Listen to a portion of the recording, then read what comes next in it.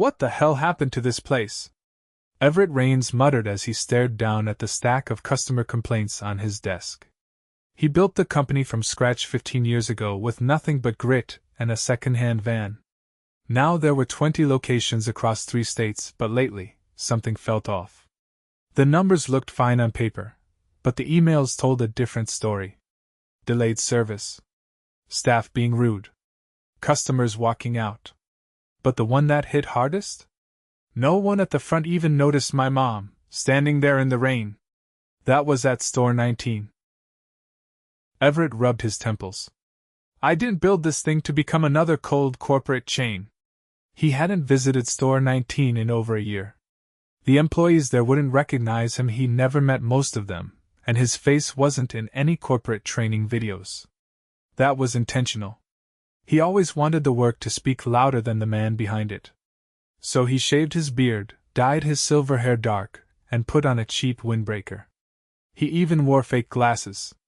He'd go in as a temp worker, say corporate sent him to help out for a few shifts.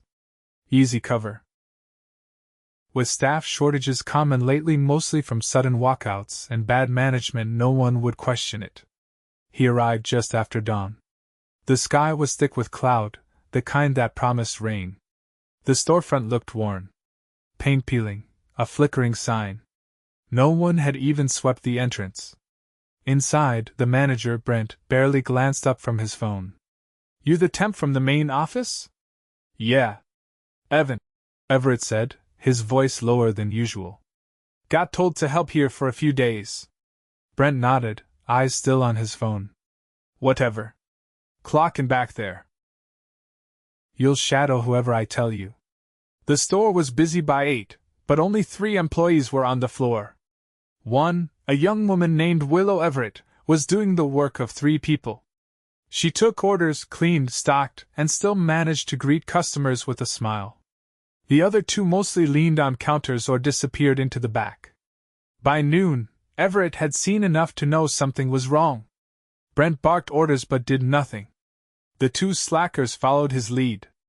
And then there was Willow, quiet, focused, and clearly exhausted. You always this short-staffed? Everett asked her while they cleaned a spill. She gave a tired laugh. Lately, yeah? A lot of people quit. Some got fired. Some just stopped showing up. Why? She hesitated. Management. Morale. I dunno. It's hard when you care too much and others don't. After the shift, the clouds finally gave in. Rain came down in sheets. Everett was about to head to his car when he saw Willow standing outside, soaked, holding her phone to her ear with one hand and a plastic grocery bag over her head with the other. She looked frustrated. He walked over. Everything okay? Willow dropped her phone to her side. Missed the last bus, and my rides fell through. It's fine. I'll start walking. In this? Everett looked at her drenched hoodie. Come on. I'll give you a ride. She looked at him, surprised. You sure? Yeah. He unlocked his nondescript gray sedan. Not letting you walk 5 miles in this storm. They rode in silence for a minute before she spoke up. You're not like the others. Everett glanced over. How so? Most of the guys Brent brings in don't talk. They don't help. You actually worked. He shrugged. Just doing my part. She looked out the window. I've worked there 3 years. Never got a raise. Never got more than a thanks from Brent. But I stay because I need the job. And because some of the customers know me by name. Everett studied her. She couldn't be more than 25. Her voice cracked a little when she added, and because if I leave, it'll just be worse for the next girl. They pulled up to a small apartment complex. She paused before getting out. Thanks again, Evan. Most people don't even ask. He nodded. Stay dry, Willow. She stepped out. As he watched her disappear into the building, something weighed heavy in his chest. She was soaked, overworked, and still thinking about others. The next morning, he arrived early again, only this time, he had a plan. He wasn't just going to observe anymore. He was going to dig deeper. And if things were as broken as they looked? He'd tear the whole thing down and rebuild it from the inside out. Everett showed up the next morning before sunrise, parked a block down, and walked the rest of the way. The sky was still dim, the streets soaked from the night before. He stepped over a broken curb and into the back lot, where delivery crates were stacked haphazardly, some leaning dangerously. No one had touched them since yesterday. Inside, the breakroom light flickered overhead. The air stank of burnt coffee and something sour. An empty energy drink can rolled across the floor as he stepped in. Brent stood by the lockers, arms crossed, watching one of the other employees' devs struggle to shove a box of inventory onto a shelf. Pick up the pace, Brent said without looking away from his phone. Dev stopped to catch his breath. This box is split at the bottom. If I lift too fast, it's gonna dump everywhere. Brent didn't move. Then clean it when it does. Everett set his bag down and approached. Want a hand? Dev looked over, surprised. Yeah, thanks. They lifted the box together and slid it onto the shelf. A corner tore, spilling a pack of cleaning wipes to the floor. Everett bent to gather them while Brent muttered something under his breath and walked out. Dev crouched beside him. He's always like that. If you're not one of his favorites, you're just background noise. Everett handed him a roll of tape. Who are his favorites? Dev gestured vaguely. Usually whoever brings him food or laughs at his crap jokes. He fired a guy last week for being too quiet. Willow arrived 20 minutes later, hair tied up, sleeves already rolled. She nodded at Everett on her way to the supply room but didn't say much. She looked exhausted. Not in a dramatic way, just worn, like someone who hadn't had a proper night's sleep in a long time. By mid-morning, the store was already falling behind. One register was down, and an online order system glitch had customers showing up for pickups that didn't exist. Brent stayed in the back office most of the time, claiming he needed to sort numbers, but Everett saw him watching sports highlights on his second monitor. At one point, a customer approached the counter, an elderly man with a cane, tapping it softly against the tile floor while he waited for someone to acknowledge him. Dev was juggling 2 returns, and Willow was helping a mother with a stroller whose order had been misbagged. The other 2 employees, Nate and Jory, leaned against the shelf, talking about weekend plans. Everett stepped forward. Sir, I can help you. The man smiled. Just need to pick up an order. Everett checked the sheet. Nothing matched. Let me double-check in the back, he said, and jogged to the storage area. He found the package within minutes. It had been mislabeled and stuck under a pile of returns. As he returned it to the man, Brent finally emerged from the back office. Why are you handling customer service? Brent asked him. There was no one else free, Everett replied. Brent turned to Nate and Jory. You two, how long were you standing there? Jory laughed. We were on break. For 30 minutes? Everett asked, not raising his voice. Brent cut in. You don't question how I run my store. You're here to fill shifts, not manage. Everett stared at him. I'm here to help.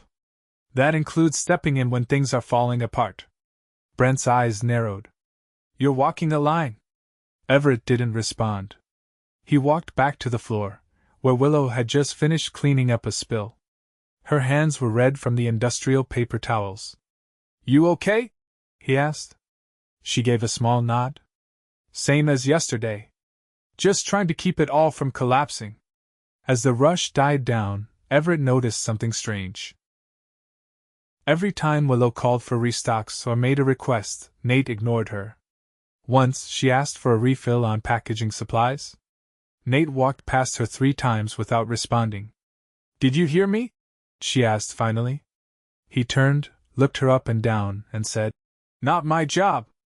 Everett stepped closer. Actually, it is. And you've ignored 3 requests. Nate scoffed. Who put you in charge? Willow backed away slightly. Everett kept his voice steady. No one has to be in charge for basic decency to exist. Nate muttered something under his breath and walked off. Willow didn't say anything, but her face had changed expression, tight, jaw clenched.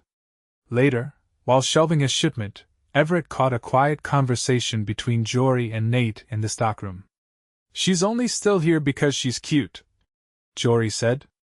"Brent's got a type." "Yeah," Nate replied. "She acts all sweet, but she's just trying to get promoted without doing anything." Everett stepped into the room. "Say that again." Nate froze. "We were just, no."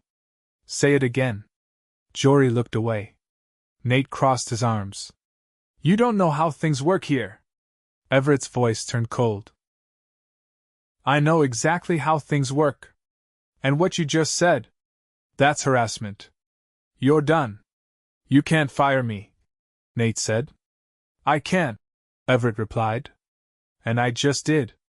Hand me your badge and get out." Jory looked panicked. "We were joking."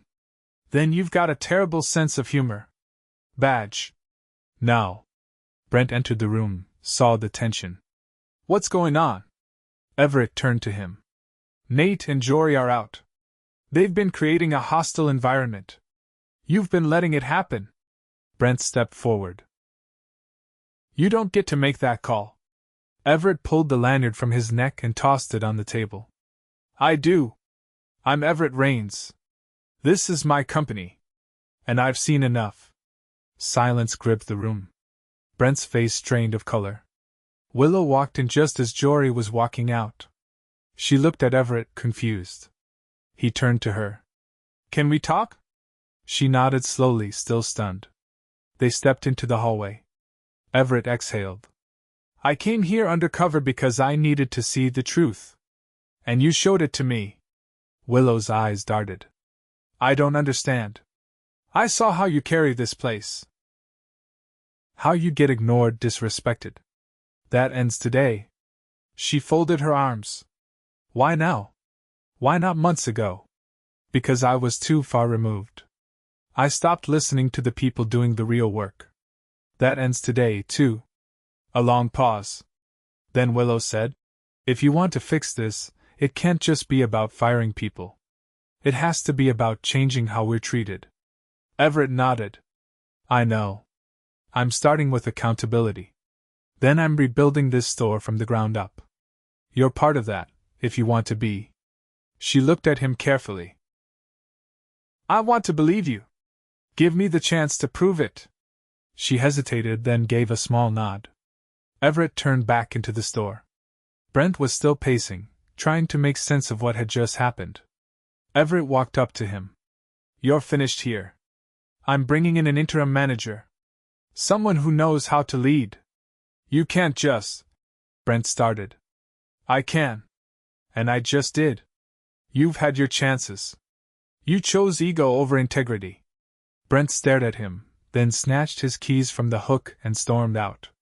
By the time closing came, the energy in the store had shifted. Dev looked relieved.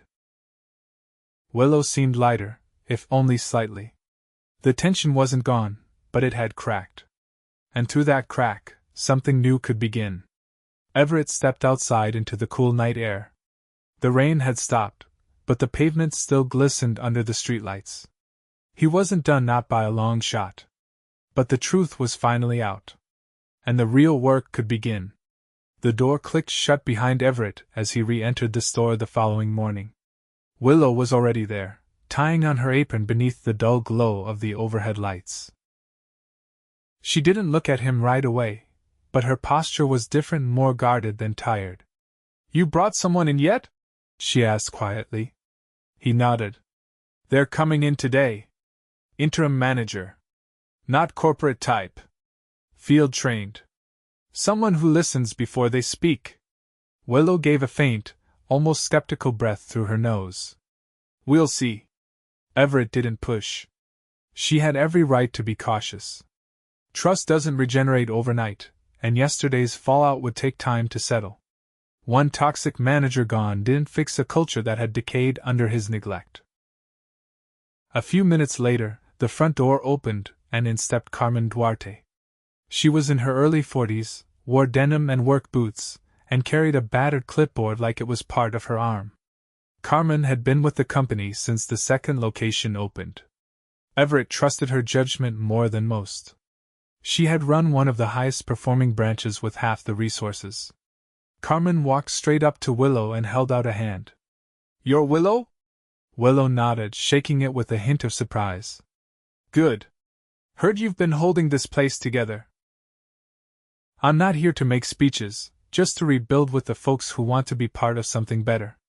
Willow blinked but said nothing. Everett could tell she was still watching for the catch. Carmen turned to Dev next, who was unloading a shipment. "You Dev?" He nodded. "Yeah. Cool. I need your eyes on inventory. You know where the gaps are. You see it every day. I want a list by lunch." Dev looked caught off guard. "Me? You. You work here, right? Then you know more than I do at this point." As Carmen walked toward the back to inspect the office, Everett stayed on the floor. He wasn't going to retreat again, not now. He started stacking shelves next to Willow, who remained quiet until she finally asked, "What happens to the open shifts? We've got temps cycling in from other branches. Few solid folks. Not permanent, but enough to help you breathe," Everett said, keeping his focus on the shelf. "Finally," she muttered, almost to herself. An hour into the shift, a new temp named Marcus arrived. He was in his mid-30s, tall, with a calm demeanor. Carmen gave him a quick rundown, then assigned him to assist with restocking and customer returns. Everett watched closely, not because he distrusted Marcus, but because yesterday had taught him not to assume anyone understood the culture until they lived it. At 10:30, a schoolteacher came in with a class order that had been placed online, supplies for a classroom art project. The order was partially filled, and the rest had been misrouted to another location. The teacher stood at the counter, clearly frustrated, her voice low but tense. "I ordered this 3 days ago. I called twice to confirm. I have 20 kids waiting." Willow checked the system, then the back. Nothing. She looked over her shoulder at Everett. He stepped forward. "I'll drive to the other store. It's 25 minutes. I'll bring it back myself." The teacher's expression shifted just slightly. "You'd do that?" Everett nodded. "Yes. We won't leave your students hanging." As he left, Carmen was already dialing the other location to confirm the supplies were there. By the time Everett pulled into their back lot, the boxes were labeled and ready. He loaded them into his trunk and didn't waste a minute getting back. When he returned, Willow and Marcus were helping customers while Dev updated the stockroom list. Everett handed the supplies to the teacher, who looked both relieved and stunned. "Thank you?" "Seriously." "No problem," Everett said, then turned to Willow. "You handled that well." She didn't respond right away. Then, quietly, "Wouldn't have even been a thing if the system worked. Fixing that's next," Everett said. "But first, we stabilize the floor." Just after lunch, Carmen called a staff huddle in the break area. Everyone gathered, including the temps. She stood in front of the whiteboard and tapped it with the back of her pen. "We're not going to pretend yesterday didn't happen," she said, blunt as ever. "Some of you were mistreated. Some of you were ignored. That ends now. I'm not interested in loyalty to the way things were. I'm interested in whether you want to build something better." Dev raised a hand. Carmen nodded at him. "Is this just a temporary patch?" he asked. "Or are we actually staying fixed?" Carmen answered without hesitation. "We're not patching anything. You don't tape over rot. You cut it out. Brent's gone. His favorites are gone. If more rot shows up, it's gone too." Willow didn't ask anything, but she didn't look away either. Everett could see the gears turning in her head. Not doubt assessment. Later that afternoon, Carmen pulled Everett aside near the back exit. She kept her voice low. "Willow's sharp. Reads the room faster than anyone I've seen in a while." "I know," Everett said. "She's also cautious as hell. Not gonna volunteer ideas unless she believes they'll be heard." "She will," Everett said. "Once she sees we're listening." Carmen nodded. Then we need to keep proving it. By late afternoon, the store had more rhythm. It wasn't perfect. There were still gaps, still too much strain on too few people. But the air had shifted. Customers were being greeted. Orders were being checked twice. No one was leaning on counters anymore. At 5 sharp, a woman in her 60s came in with a return. She was polite, soft-spoken. Said her husband had bought the wrong model and she just needed to swap it. Marcus took the return and processed it without issue. But just as she was about to leave, Carmen noticed something on the form. She stepped over. "Ma'am, did you say your return was logged under a different name?" "Yes," the woman said. "I think it was under my husband's account. He picked it up last week." Carmen checked the system. The name matched, but it had been flagged. Carmen's brow furrowed. "Excuse me a moment," she said, stepping toward the back with the receipt and calling Everett with her. In the office, Carmen showed him the record. "Brent logged this sale himself. The item was listed as sold for full price. But the register shows no payment was processed." Everett leaned closer. "You think he gave it away? Or pocketed the cash?" Carmen said. "It's not the first one. I checked a few old flags. There's a pattern." By the time they returned to the floor, Carmen's face was unreadable. Everett knelt down near the supply bins, thinking. Brent hadn't just failed to manage, he'd stolen. And if he was careless enough to leave traces, there were probably more. "I'll have accounting pull the last 3 months on this location," Everett said. Quietly. "If there's a trail, we'll find it." Carmen nodded. "And if there's kickback? Then it's not just Brent." And we go as far as it takes. The day ended with fewer smiles than Everett hoped for, but more stability than he expected. Willow clocked out last. As she passed him, she paused.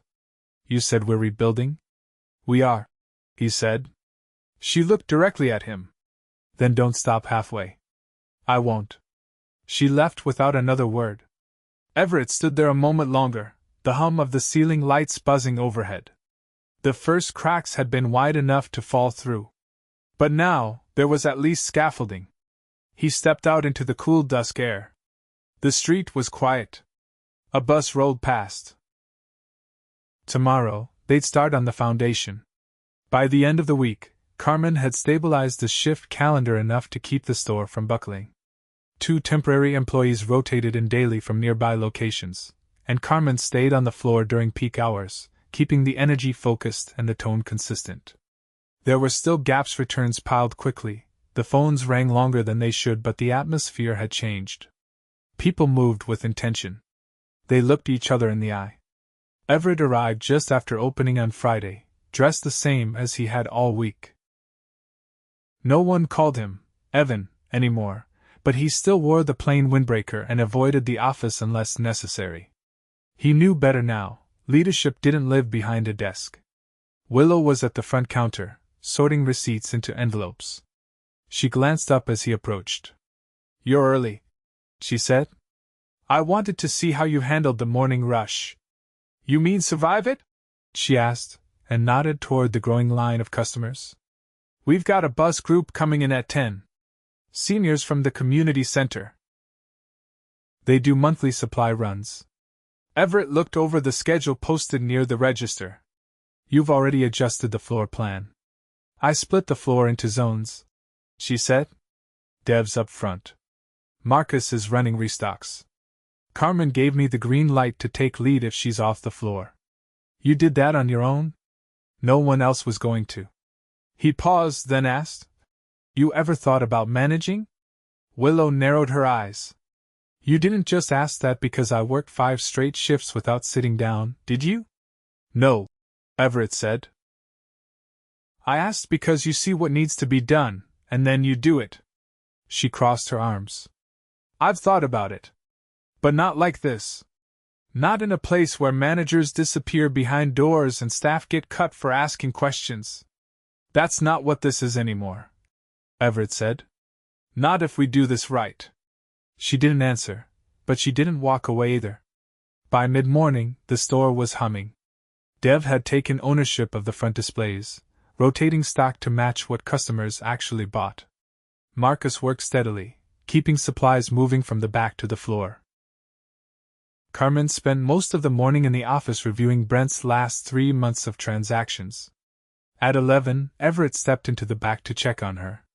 She was sitting at the desk, a spreadsheet open in front of her, a printed receipt log beside it.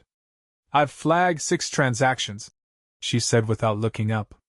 "All logged under Brent, none with matching register entries. 2 of them are with the same customer ID. Friend of his? Could be. Or a side deal. What's the value? Little over 800. Enough to be deliberate.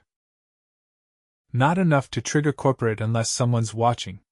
Everett leaned against the wall. He was counting on that.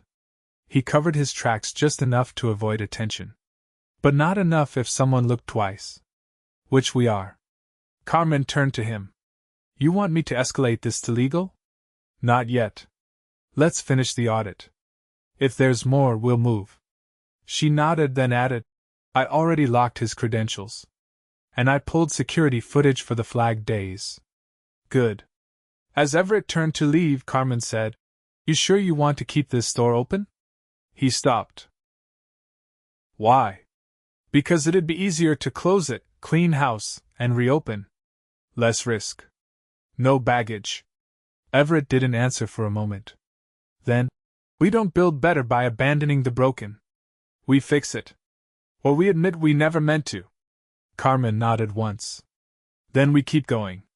Back on the floor, Willow was helping a woman in a mobility scooter navigate the crowded seasonal aisle. Everett watched from a distance as she gently moved a display rack to widen the path. The woman smiled, touched her arm in thanks, and kept rolling. Willow didn't say anything, just returned the rack and kept moving. At closing, Everett gathered the full staff in the break area. The room was cramped, the chairs mismatched, but everyone sat. He stood near the sink, hands folded. "I'm not going to give you a speech," he started. "I'm just going to say this: I failed this store. I let it drift too far from what we built it to be. That ends now." Dev looked up. "You really mean to keep it open?" "Yes," Everett said. "But not as it was. We're rebuilding, and that includes everything: hiring, training, systems, pay structure." Marcus raised a brow. "Pay structure?" Everett nodded. "Carmen and I are reviewing it. There will be increases. And a path to promotion that doesn't depend on who you eat lunch with." Willow stayed quiet, arms across her chest. Everett turned to her. "I want to offer you the assistant manager role." The room went still. She looked at him, face unreadable. "Just like that?" "You've earned it," Everett said. "You've been doing the job already. Now we make it official." She didn't look at Dev or Marcus. She looked at Carmen. "You back this?" she asked her. Carmen nodded. "All day." Willow looked back at Everett. "Then yes.